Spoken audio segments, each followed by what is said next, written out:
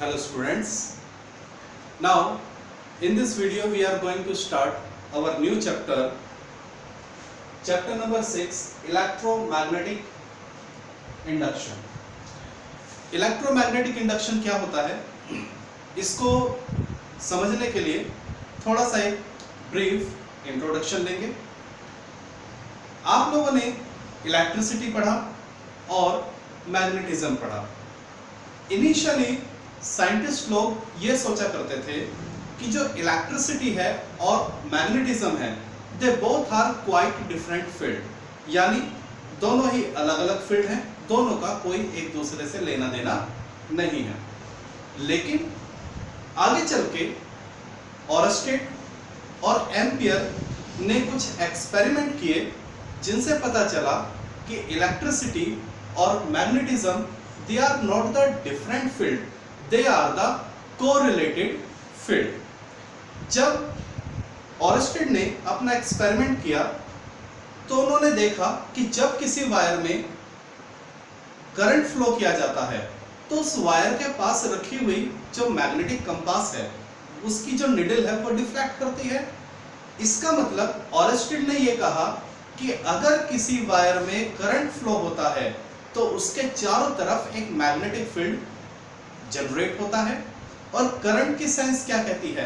Current means moving charge. तो यहां से एक फाइनली कंक्लूजन निकला कि जब एक चार्ज मूव करता है तो वो एक मैग्नेटिक फील्ड को जनरेट करता है। ये एक कंसेप्ट निकल के आया।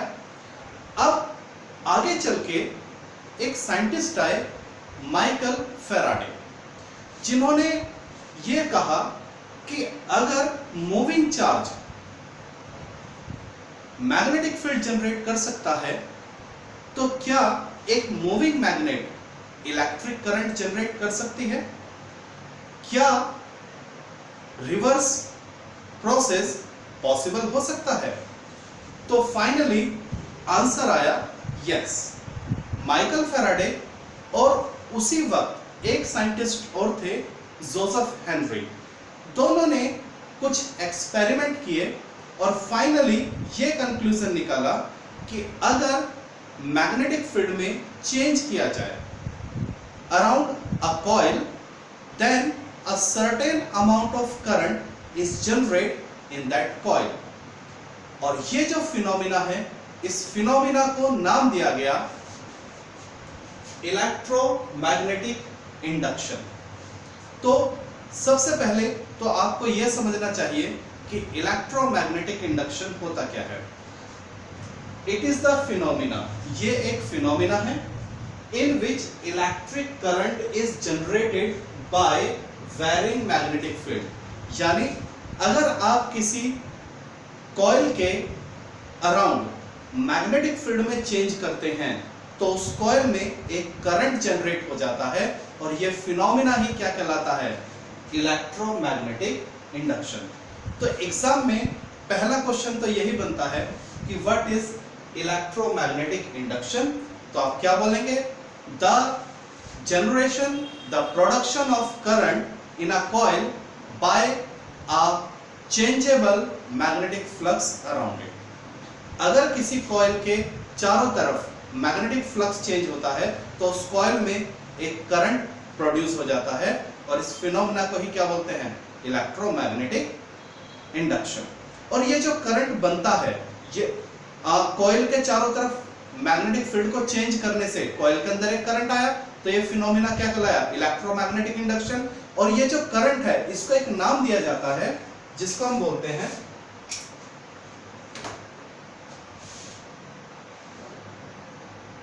The current produced is known as induce current. ये जो करंट प्रोड्यूस होता है by the change of magnetic flux या मैग्नेटिक फील्ड। मैग्नेटिक फ्लक्स क्या है ये अभी हम पढ़ेंगे, तो आप मैग्नेटिक फील्ड भी बोल सकते हैं, ठीक है ना। तो किसी कॉइल के अराउंड जब हम मैग्नेटिक फील्ड को चेंज करते हैं, आप मैग्नेटिक फील्ड बोलिए या मैग्नेटिक फ्लक्स बोलिए, एक ही बात है। तो जब किसी कॉइल के अराउंड हम मैग्नेटिक फील्ड को चेंज करते हैं तो उस कॉइल में करंट जनरेट हो जाता है और उस करंट को हम क्या बोलते हैं, इंड्यूस करंट। और ये पूरा फिनोमिना प्यारे बच्चों क्या कहलाता है, इलेक्ट्रोमैग्नेटिक इंडक्शन। तो एग्जाम में अगर आपसे पूछ लिया जाए व्हाट इज इलेक्ट्रोमैग्नेटिक इंडक्शन, तो मेरे ख्याल से आप आंसर करेंगे। और कई बार एग्जाम में आपसे यह भी पूछ लिया जाता है कि हु डिस्कवर इलेक्ट्रोमैग्नेटिक इंडक्शन, ये कंसेप्ट दिया किसने था। तो प्यारे बच्चों आंसर इज, जो इलेक्ट्रोमैग्नेटिक इंडक्शन है वो डिस्कवर बाय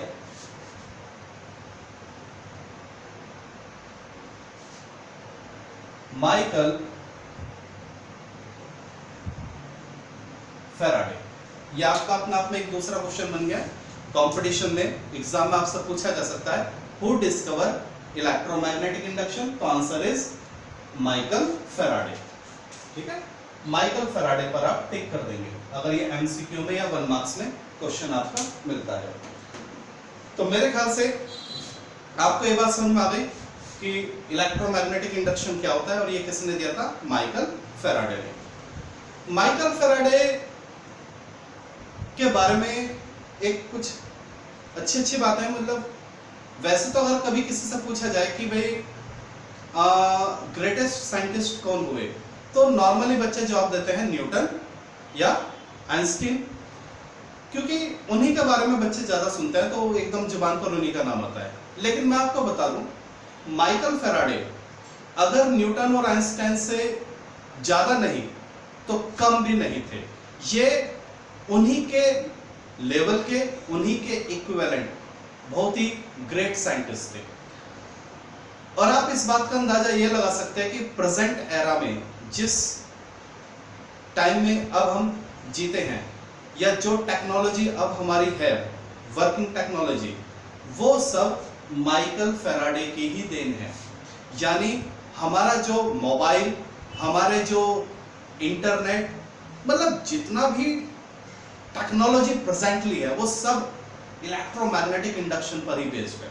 ये समझ लीजिए, अगर इलेक्ट्रोमैग्नेटिक इंडक्शन का कंसेप्ट नहीं दिया जाता तो प्रेजेंटली जितना भी टेक्नोलॉजी है वो पॉसिबल ही नहीं था। मोबाइल, इंटरनेट, टेलीकम्युनिकेशन और इलेक्ट्रिसिटी, ये सब, मतलब देयर आर लॉट ऑफ, मतलब इतना वाइडली यूज है इलेक्ट्रोमैग्नेटिक इंडक्शन का टेक्नोलॉजी में कि आप अपनी प्रेजेंट लाइफ को इमेजिनेट ही नहीं कर सकते। तो ये समझ लीजिए माइकल फैराडे की जो अचीवमेंट है, that is one of the greatest achievement in the physics technology. Okay, तो अगर आपसे पूछा जाए कि what are the application electromagnetic, मान लीजिए आपसे 1 मार्क्स में क्वेश्चन पूछ लिया जाए कि इलेक्ट्रोमैग्नेटिक इंडक्शन की एप्लीकेशन क्या है, तो आप बोलेंगे इलेक्ट्रिक लाइट। प्रेजेंटली जो इलेक्ट्रिसिटी का जनरेशन होता है वो, उसमें भी थोड़ा बहुत इलेक्ट्रोमैग्नेटिक इंडक्शन का रोल है। ट्रेन्स, जितने भी हमारी इलेक्ट्रिक ट्रेन्स हैं, टेलीफोन, मोबाइल, सब इसी की देन है। जनरेटर, जितने भी इलेक्ट्रिसिटी को प्रोड्यूस करने वाले जनरेटर हैं वो सब किस पर बेस्ड है, इलेक्ट्रोमैग्नेटिक इंडक्शन। हमारे जो ट्रांसफार्मर हैं they are also based on electromagnetic induction.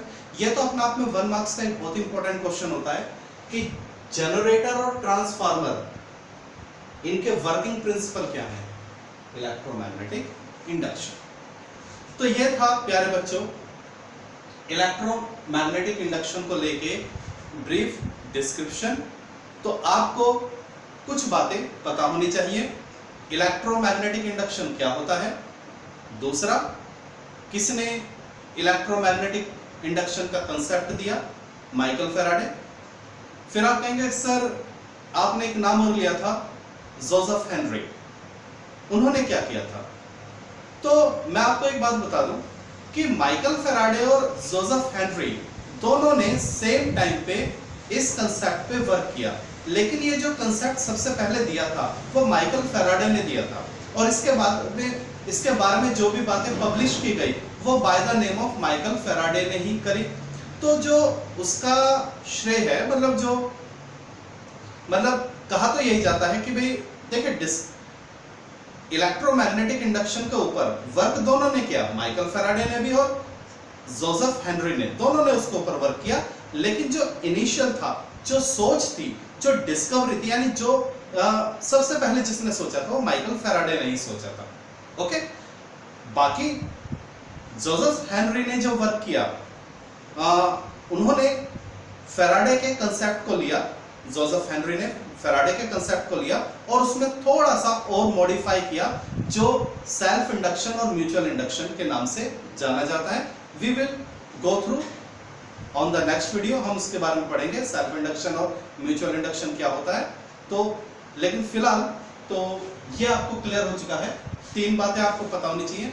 Electromagnetic induction क्या होता है, इलेक्ट्रोमैग्नेटिक इंडक्शन का कंसेप्ट किसने दिया और इसकी क्या क्या एप्लीकेशन है। तो यही 3 क्वेश्चन आपके एग्जाम में फिलहाल इसके बन सकते हैं।